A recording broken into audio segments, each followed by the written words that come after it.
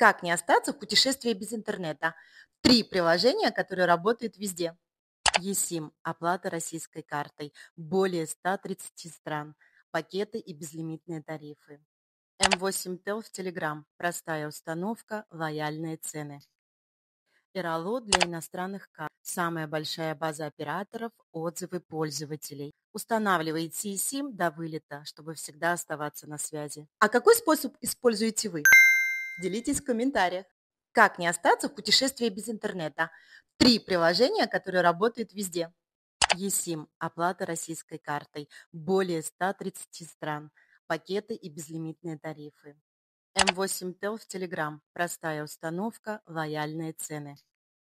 Ирало для иностранных карт. Самая большая база операторов, отзывы пользователей. Устанавливайте eSIM до вылета, чтобы всегда оставаться на связи. А какой способ используете вы?